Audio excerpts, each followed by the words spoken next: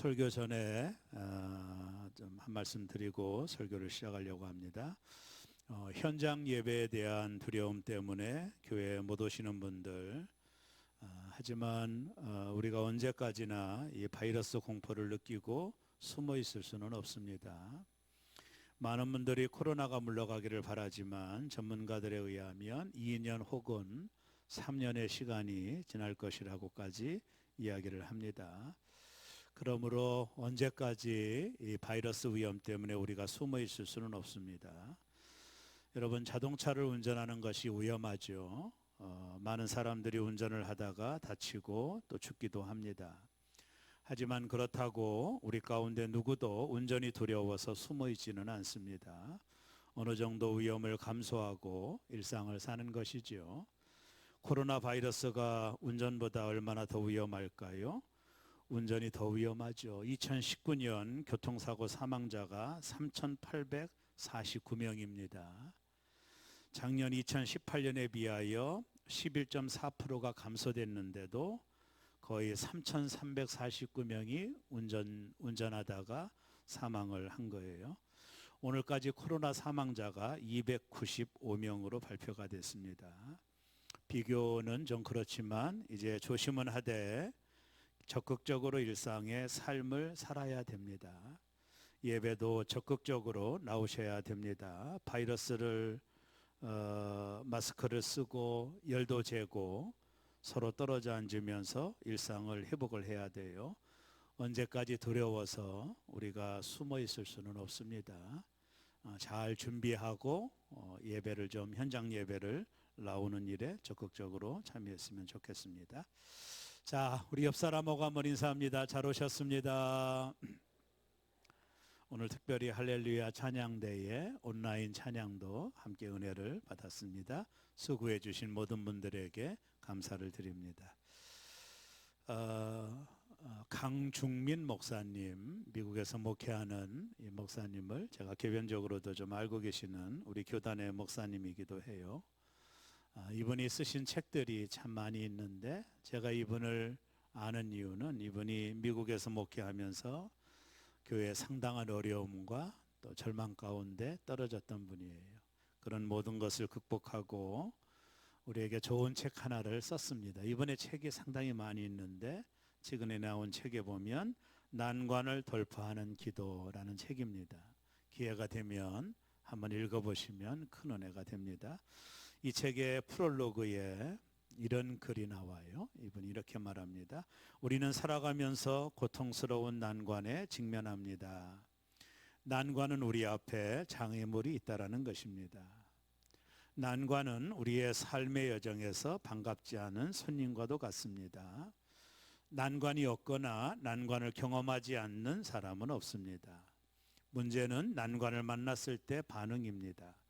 난관에 잘 반응하면 오히려 우리를 변화시키고 성장시키는 은총의 도구가 됩니다.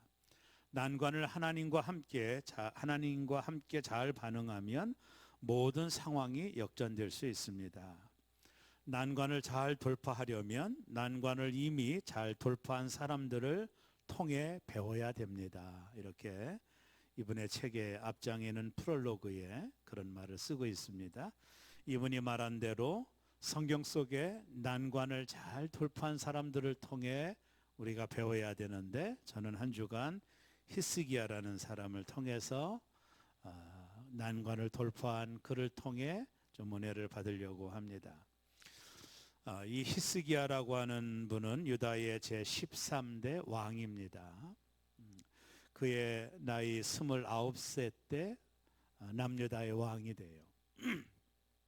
그리고 29년 나라를 통치한 왕이었습니다. 히스기야의 아버지는 아하스인데 이 아하스 왕은요 우상 숭배로 유명한 왕입니다. 성경을 보면은요 그는 하나님의 전에 이방 신들을 위한 예배 초소를 만든 왕이었습니다. 그래서 성경은 그를 평가하기를 하나님 보시기에 악을 행한 왕이다 이렇게 평가를 해요. 그러나 그의 아들 히스기야는 아버지와 전혀 달랐습니다. 아주 재미난 관점인데요. 그는 왕이 되자마자 성전 정화 작업을 통해 신앙을 바로 세우는 일을 하게 돼요. 히스기야 그 역대상하 또 이사야 이 겹치는 부분을 연구하다 보면 히스기야가 왕이 되자마자 그 어린 나이에 성전 정화 작업, 신앙 부흥 운동 이것을 일으켜요. 왜 그랬을까 한번 제가 생각을 해봤는데요. 그가 왕이 되어 6년째 되던 날 형제 나라인 북이스라엘이 아수르에 의하여 멸망을 당합니다. 히스기야는 북이스라엘의 멸망을 눈으로 똑똑히 보게 된 거예요. 그가 생각하기를 하나님을 저버리면 나라가 멸망할 수 있구나 하는 것을 보게 됩니다. 그에게 큰 충격으로 남유다의 멸망이 다가왔던 것 같아요. 야, 이러면 안 되겠구나. 그래서 그는 그 두려움으로 종교 개혁을 단행을 해요. 왜냐하면 우리도 이렇게 우상 숭배하다가 아수르에 의하여 멸망할 수 있다는 것을 감지한 거예요.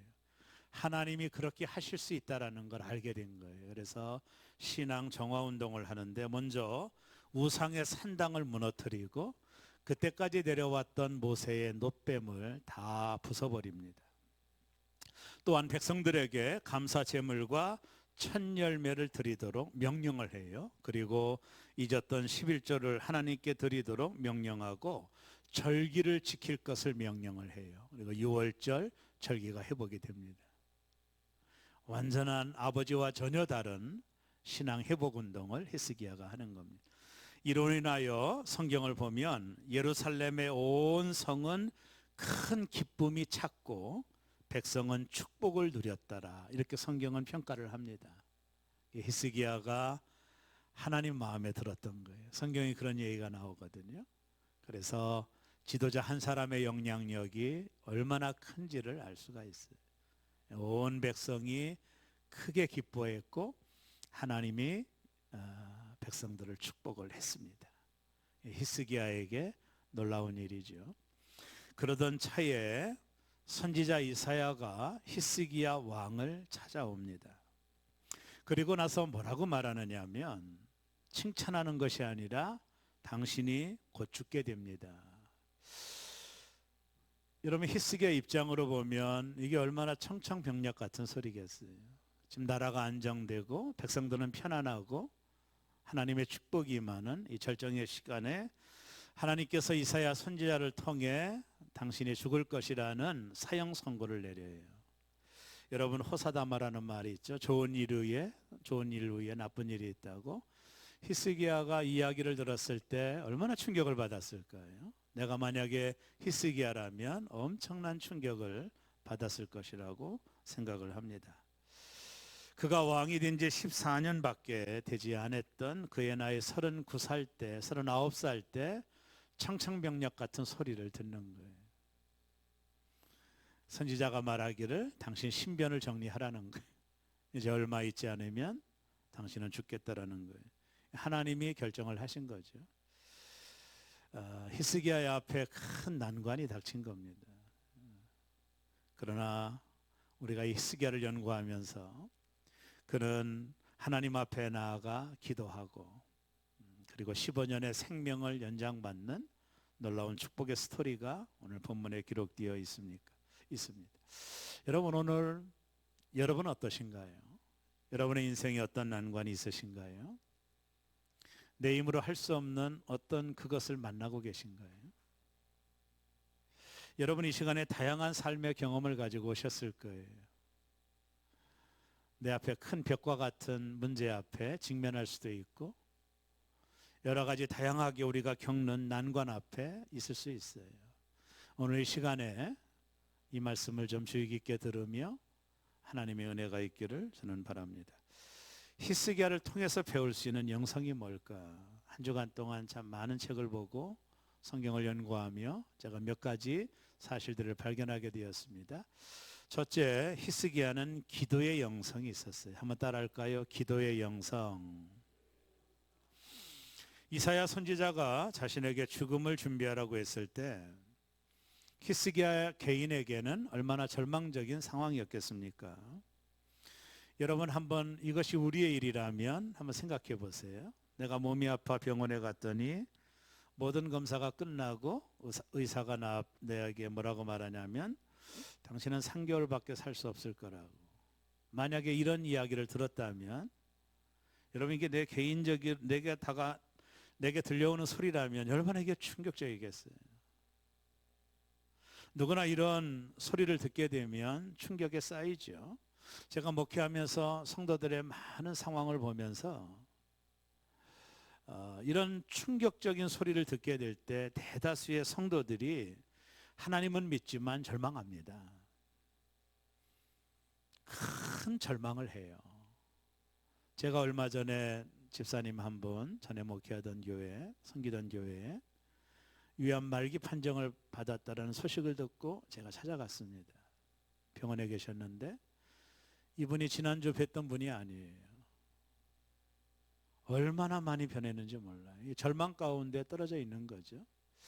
사람은 누구나 연약하기 때문에 이런 소리를 듣게 되면 누구나 절망하게 되고 낙망하게 돼요. 이게 믿음이 있더라도 쉽게 이게 접근하기가 어려워요, 실은.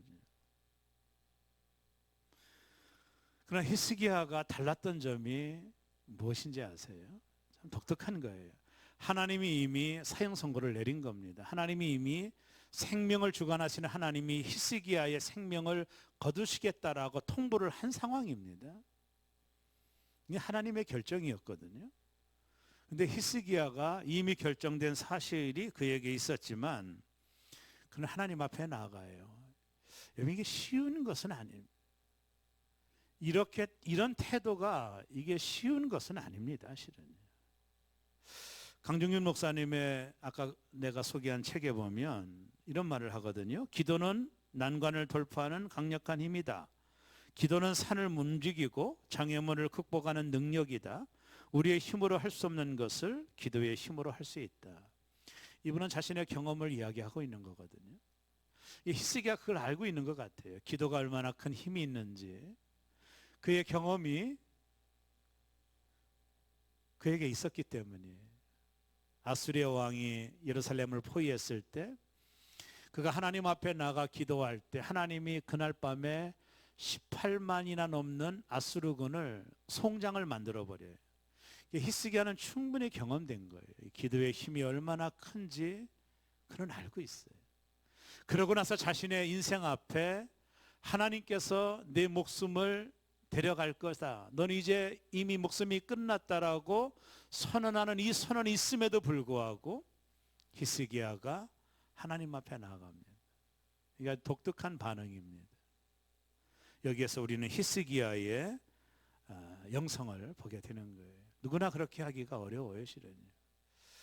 믿음이 뭘까요? 여러분, 믿음이 정말 뭘까요? 그것은 어떤 상황 속에서도 하나님 앞에 집중할 수 있다는 게 믿음이에요. 이게 믿음의 힘이라고 저는 봐요. 지금도 아주 오래전에 하나의 기억이 있습니다. 제가 사택 앞에서 이렇게 책을 보고 있었는데 집사님 부부가 아기를 안고 급하게 차를 타고 교회를 왔어요. 보니까 아이가 들어봤더니 높은 데서 떨어졌는데 아이가 의식이 없는 거예요. 숨소리조차도 들리지 않고 있었던 상황이었습니다. 근데 이분들이 병원을 가지 않고 교회로 달려온 거예요. 저는 그게 참 신기했습니다. 누구나 그런 일이 있으면 시간이 촉박한 일이잖아요.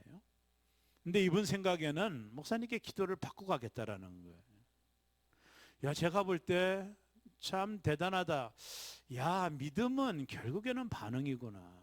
어떻게 반응하느냐가 이게 믿음의 결과구나. 이걸 제가 그때 깨달았어요. 이런 병원으로 빨리 가야 되잖아요. 근데 기도받는 것이 중요하다고 생각할 수 있던 것은 믿음이 아니면 불가능하거든요. 그래서 믿음은 결국에는 반응이구나. 어떤 반응을 보이느냐가 믿음의 결정이 되는구나. 제가 얼마나 크게 기도했겠어요, 간절히. 너무나도 간절히 호흡도 끊어져가는 이 아이의 머리에 손을 얹고 믿음으로 달려온 이분들을 위해서 정말로 기도했어요. 근데 차를 타고 그러고 이제 병원으로 가던 중에 전화가 온 거예요. 목사님, 아이가 깨어났다고. 그래서 병원에 가시라고. 나중에 건강한 지용인가 어떤 아이였는데 건강하게 회복이 돼요. 제가 능력이 있다라는 말을 하는 게 아니라 믿음은 어떤 상황 속에서도 먼저 하나님께 반응하는 거구나. 저는 그때 그것을 아주 깊이 깨달은 적이 있어요.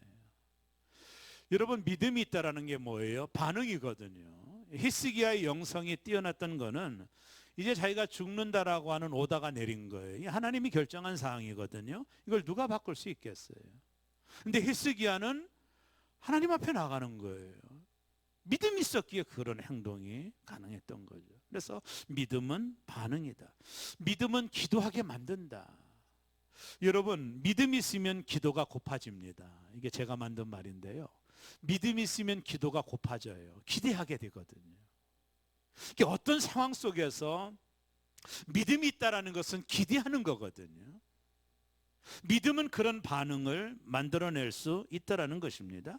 우리가 살아가는 삶 속에서 절망적인 상황을 만날 때 하나님께 등을 돌리는 것이 아니라 더 적극적으로 하나님을 의지하는 것, 그것을 가능하게 만드는 것이 믿음이에요. 결국에 영성이라고 하는 것은 믿음이에요. 히스기야가 가지고 있었던 영성은 기도의 영성이 그에게 있었다라는 것입니다. 누구나 어려운 일을 당하면 절망할 수 있죠. 누구나 병원으로 달려갈 수 있어요. 그게 일반적인 상식이죠. 그러나 먼저 하나님 앞에 기도해 볼 수 있다라고 생각하는 것, 그게 믿음의 반응이라는 거예요. 그 믿음이 없이는 그런 일들이 불가능하다라는 거예요. 히스기야가 가지고 있었던 기도의 영성이 거기 있는 거예요. 우리가 새 차를 샀어요. 그냥 타면 돼요. 누구나 그렇게 하잖아요. 근데 어떤 분들은 목사님께 기도받아야 되지, 그렇게 와서 기도받는 분들이 있거든요. 그냥 타도 돼요. 근데 어떤 분들은 목사님께 기도받아야 돼. 나는 그게 믿음이라고 봐요. 그렇게 하지 않아도 돼요. 시험을 보러 갈 때 그냥 가서 보면 돼요. 근데 목사님께 축복기도 받고 가야겠다, 이렇게 생각할 수도 있고, 그런 생각을 할 수 있는 게 믿음이라는 거예요. 그러니까 믿음은 하나님께 집중하는 반응이라는 거예요. 그냥 시험을 봐도 상관없어요. 그러나 어떤 분들은 기도받고자 하는 마음이 있다라는 게 그게 믿음이라는 거예요. 제가 2부 예배 끝나고 한 분이 오셔서 목사님 병원에 가야 되는데 안수받고 싶다고 오신 분이 계시거든요. 그냥 가도 되거든요. 그렇지 않나요? 근데 어떤 분은 와서 기도받는단 말이죠. 뭘까요? 믿음은 반응이라는 거예요. 그 반응이 대단히 중요하다라는 거예요. 그것을 하나님이 유심히 본다라는 거예요. 왜? 하나님을 믿지 않으면 그런 반응이 나오기가 어렵거든요. 그러니까 어떤 어려운 상황 속에서도 하나님께 먼저 집중하는 것, 이게 히스기야를 통해서 배우는 영성이거든요. 우리가 어떤 사업을 할 때도 내가 뭘 하든지 간에 나의 삶의 모든 영역 속에서 나는 하나님을 의지하리라, 먼저 하나님을 의지하리라. 예수님 말씀했죠. 너희는 먼저 그의 나라와 의를 구하라고.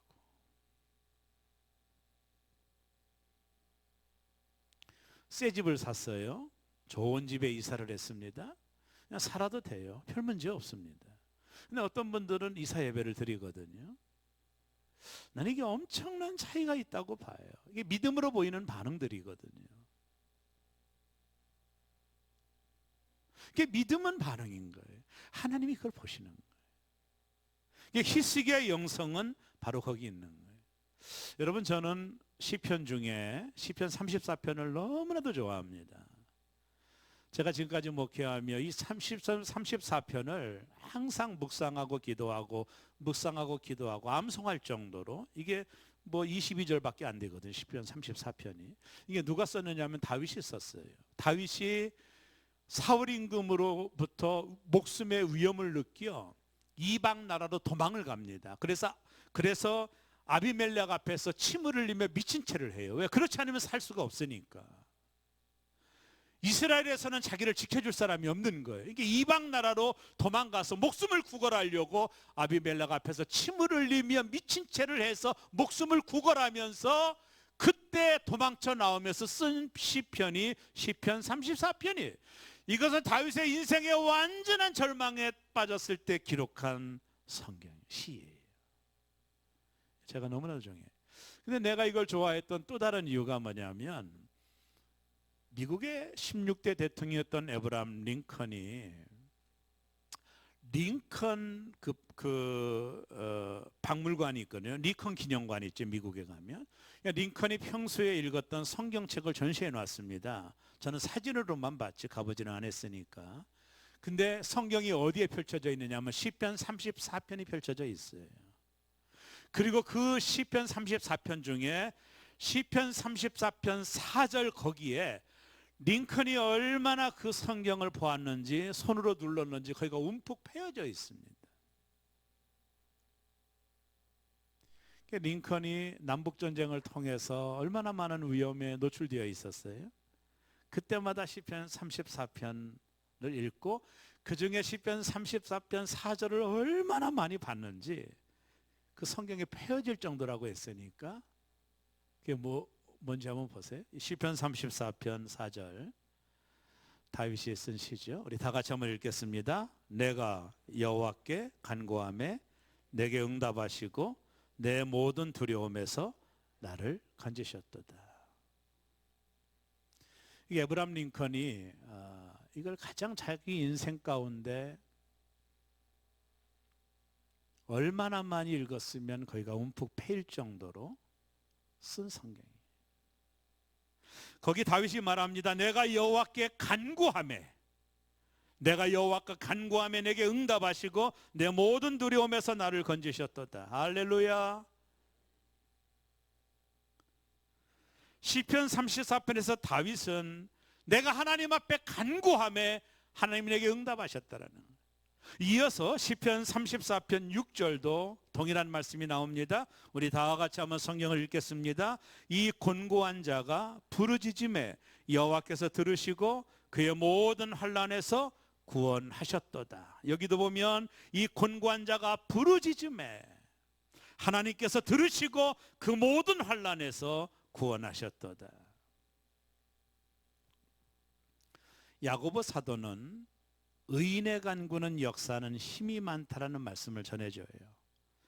이 말은 쉽게 말하면 무슨 뜻이냐면 역사한다라는 것은 효력이 있다라는 거예요. 그러니까 하나님의 선택받은 자들의 기도는 효력이 있다라는 거예요. 우리가 약을 먹으면 조금 지나면 효력이 있는 것처럼 기도는 반드시 효력이 있다라는 거예요. 할렐루야. 믿으십니까? 할렐루야.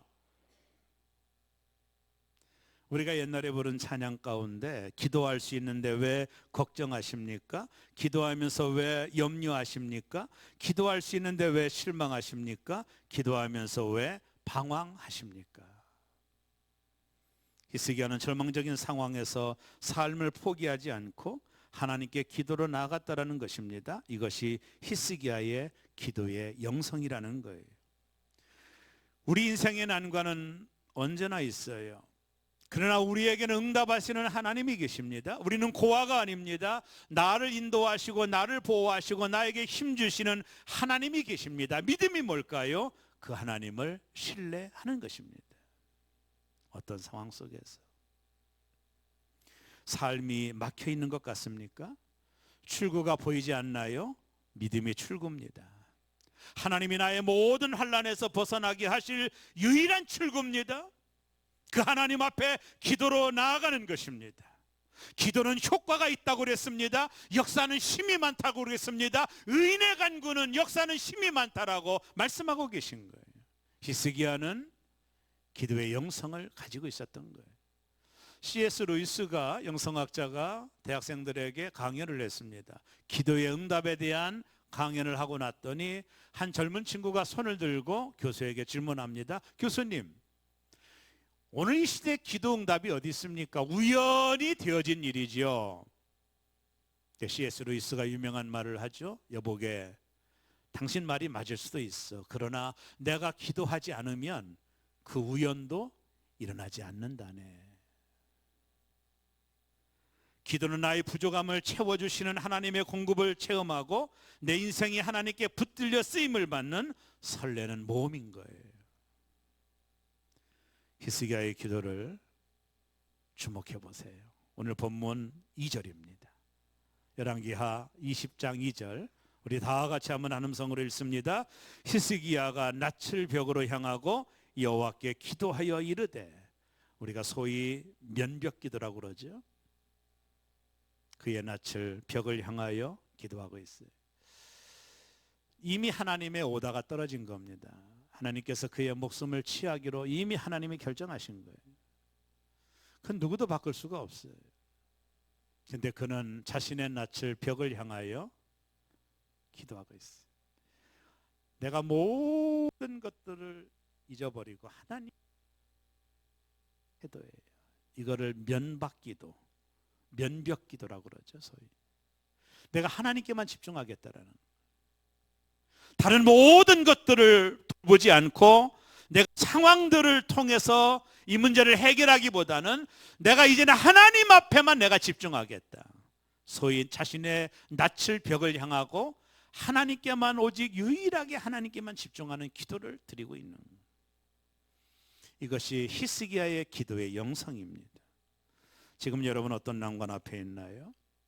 우리가 하나님 앞에 나아가십시오. 그리고 그분께 집중하여 기도하는 거예요. 이게 히스기야를 통해서 배울 수 있는 그의 영성, 기도의 영성입니다. 두 번째는 그를 통해 배울 수 있는 것은 성숙한 기도의 영성이에요. 이 부분이 상당히 중요한 거예요. 히스기야가 무엇을 기도했을까요? 그의 기도의 내용이 열왕기하 20장 3절에 기록이 되어 있는데요, 우리 다 같이 한번 한 음성으로 읽습니다. 여호와여, 구하오니 내가 진실과 전심으로 주 앞에 행하며 주께서 보시기에 선하게 행한 것을 기억하옵소서 하고 히스기야가 심히 통곡하더라. 오늘 이 말씀을 몇 번씩을 묵상을 해봤습니다. 발견할 수 있는 것은 뭘까요? 그는 병이 낫게 해달라고 기도하는 게 아니에요. 오늘 이 본문의 히스기야의 기도는 내 병을 낫게 해달라고 기도하고 있는 차원의 기도가 아닙니다. 오늘 본문을 보세요. 한 번도 자신의 병을 낫게 해달라고 구하고 있지 않아요. 그럼 히스기야는 뭘 기도하고 있을까요? 왜 히스기야의 기도가 성숙한 기도라고 제가 말씀을 드릴까요? 히스기야는 이런 기도를 한 겁니다. 하나님, 어떻게 내게 이런 일이 일어날 수 있습니까? 저는 왕이 된 지 14년밖에 안 되었습니다. 지금까지 산당을 부서뜨리고 하나님의 영광을 위하여 일했습니다. 하나님, 저는 아직도 젊습니다. 저가 하나님의 영광을 다시 회복하기 위해서 저에게 시간이 더 필요합니다. 지금까지 했던 일들을 계속하기를 원합니다. 그리하여 이스라엘 백성이 우상을 버리고 하나님께 돌아오는 날이 오기를 원합니다. 그러기 위해 저에게 시간이 더 필요합니다. 내게 하나님을 위하여 일할 수 있는 시간이 더 필요한 겁니다. 히스기야는 하나님 앞에서 자신이 충분히 살아야 될 이유를 이야기하고 있는 것입니다. 자신의 병을 낫게 해달라고 기도하는 게 아닙니다.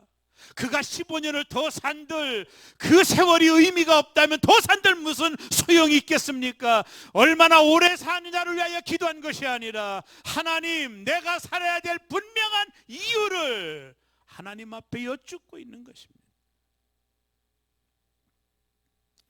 히스기야는 살아야 될 이유가 있음을 하나님께 설명하고 있어요. 그것은 자신만을 위한 것이 아니었습니다. 자신에게 해야 될 사명이 있다라는 거예요. 어떤 의사가 자신이 경험한 한 이야기를 책에 기록한 것을 본 적이 있습니다. 죽을 병에 걸려 중환자실에 입원한 환자가 있었답니다. 그가 볼 때 그 환자는 오늘 죽을지 내일 죽을지 모르는 상황이었다고 그래요. 그런데도 언제나 얼굴에 평안과 기쁨이 넘쳐 있더라는 거예요. 그래서 의사는 그녀에게 다가가서 질문을 했다고 합니다. 부인이 무슨 병에 걸렸는지 아세요? 그 환자가 대답을 합니다. 알고 있어요. 근데 어떻게 그렇게 평안할 수 있어요? 환자가 환한 미소를 지으며 의사에게 말합니다.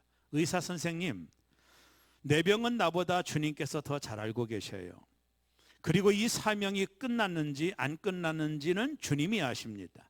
내 사명이 끝났다면 나는 죽을 것이고, 그러나 내 사명이 끝나지 않았다면 나는 죽지 않습니다.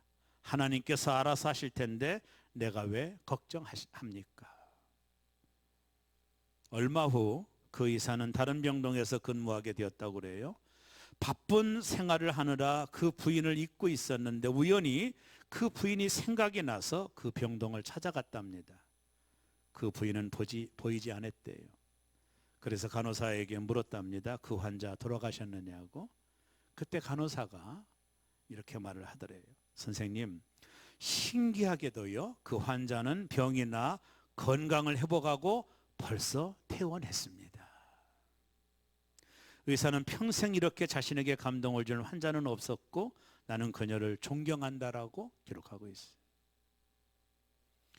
중국 선교사였던 허드슨 테일러가 선교의 큰 어려움과 목숨의 위기 앞에 사람들이 걱정되어 물어봅니다.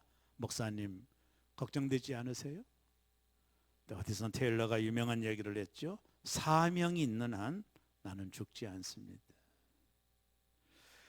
오늘 내가 아침에 눈을 뜬 것은 내가 해야 될 사명이 있기 때문에 그 사명이 없이 살아가는 시간들은 의미가 없는 거예요. 실은 하나님 보실 때 여러분 오래 사는 게 무슨 의미가 있겠어요? 저 요양원에서 몇십 년을 사는 게 무슨 의미가 있겠어요? 사명이 있는 한 살 이유가 있는 거예요. 사명이 없이 15년을 더 사는 것이 히스기야에게 무슨 의미가 있겠어요?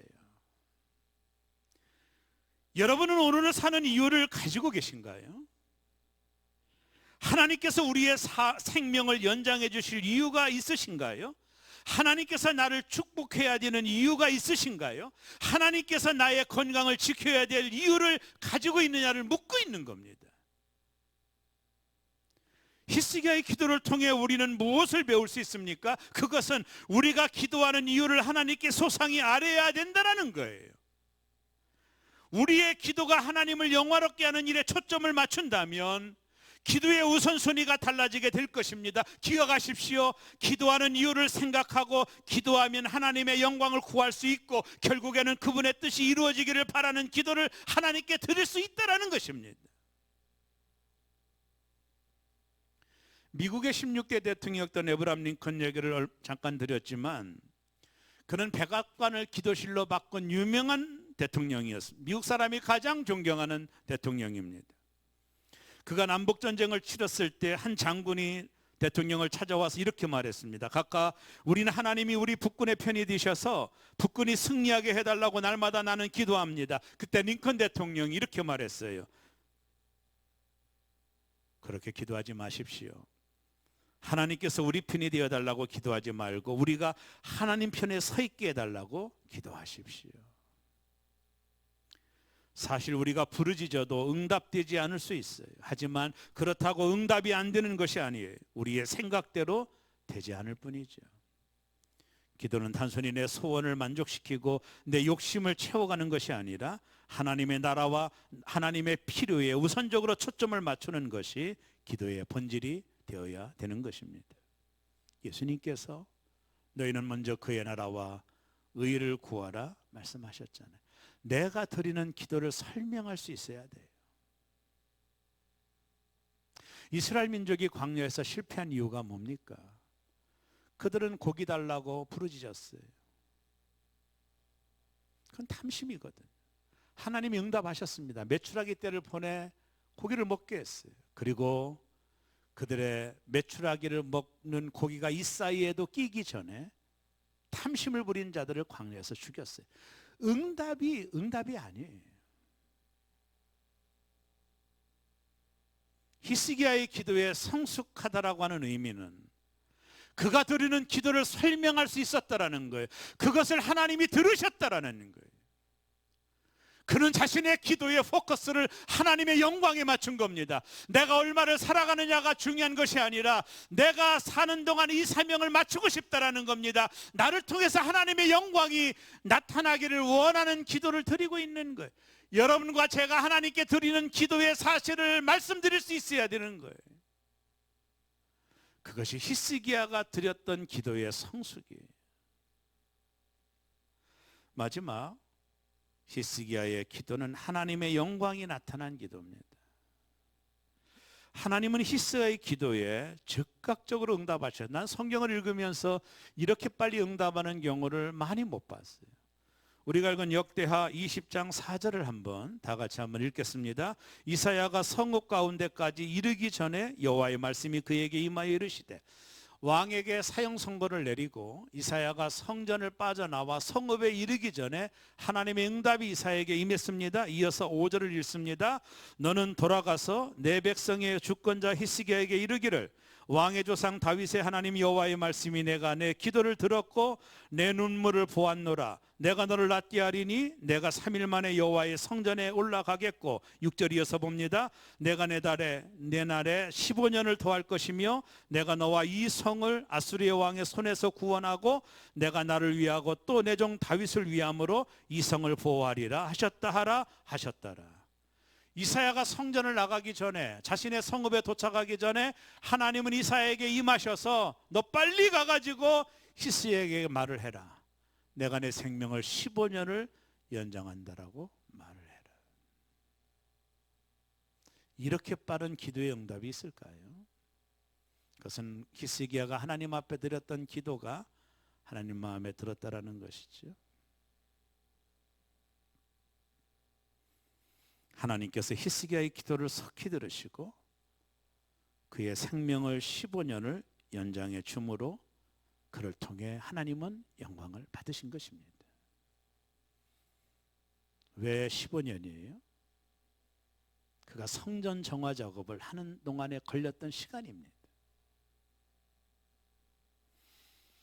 히스기야가 이처럼 기도의 응답을 받을 수 있었던 것은 절망의 밤을 기도로 보냈기 때문이에요. 지금 여러분은 혹시 절망의 시간을 보내고 계신가요? 우리 앞에 고통과 절망들을 있다라는 것은 기도라는 하나님의 명령이에요. 문제는 그 절망과 고통을 가지고 기도하느냐, 그렇지 않으면 그저 주어진 절망에 순응하고 고통받으며 살아가느냐를 결정하는 것이지 다른 무엇이 아닙니다. 절망의 밤을 히스기야처럼 기도로 보낸 사람에게만 희망의 새벽이 찾아오는 거예요. 왜? 기도만이 오직 유일하게 응답될 수 있기 때문에. 너희가 얻지 못하면 구하지 아니함이라는 하나님의 말씀이 있기 때문입니다. 우리 이런 생각을 할 수 있습니다. 꼭 기도해야 되나? 어차피 기도하지 않아도 나는 살아가고 있지 않나? 정말 그럴까요? 여러분 한번 생각해 보세요. 히스기야가 기도하지 않았다면 그는 아마 죽었을 것입니다. 분명하죠? 동의하실 수 있죠? 한나가 기도하지 않았다면 사무엘을 얻을 수 없었을 것입니다. 그리고 하나님의 영광은 늦어졌을 것이에요. 기도는 하나님의 영광을 가는 통로입니다. 우리가 하나님의 영광을 위하여 기도할 때 하나님 그 기도의 응답을 통해서 당신의 영광을 받으시기를 원하는 거예요. 기도하지 않아도 살 수 있어요. 그건 분명한 겁니다. 대다수의 성도들이 기도하지 않고도 유유자적 살아갈 수 있습니다. 그건 분명한 거예요. 그러나 하나님의 뜻은 나를 통해 이루어지지 않죠. 그래서 마귀는 우리를 기도하지 못하게 만들어 하나님의 뜻이 우리를 통해 이루어져가는 것을 방해하는 것입니다. 우리가 오해하면 안 되는 것이 있습니다. 그것은 기도하지 않아도 하나님의 뜻은 이루어져 간다라고 생각하는 것이에요. 그것은 게으름입니다. 우리가 기도하지 않는 게으름을 하나님의 주권에 대한 믿음처럼 포장하면 안 되는 것입니다. 기도하지 않고는 하나님의 역사가 이루어질 수 없고 기도하지 않고는 하나님의 영광을 받으실 수 없다는 사실을 받아들여야 되는 것입니다. 기도하지 않고도 살아갈 수 있어요. 지금까지 살아오셨잖아요, 우리는. 그러나 하나님의 역사는 이루어질 수가 없어요. 마귀는 우리의 기도를 방해합니다. 기도 없이 살아가는 것을 익숙하게 만들므로 하나님의 역사가 나를 통해서 이루어지는 것을 마귀는 끊임없이 방해하고 있는 거예요. 기도하지 않아도 하나님의 역사가 이루어진다는 것은 여러분 그건 게으름입니다.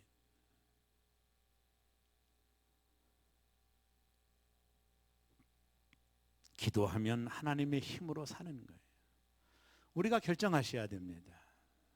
기도하지 않아도 충분히 살 수 있습니다. 저와 여러분이 증거잖아요. 식사기도 외에는 기도 잘 안 하시잖아요. 그래서 지금까지 잘 살아오셨잖아요. 그러나 기도하지 않으면 내 힘으로 사는 겁니다. 세상 사람들과 같은 거예요. 그러나 기도하면 하나님이 공급하시는 힘으로 사는 것입니다. 여러분은 어떤 삶을 살기를 원하십니까?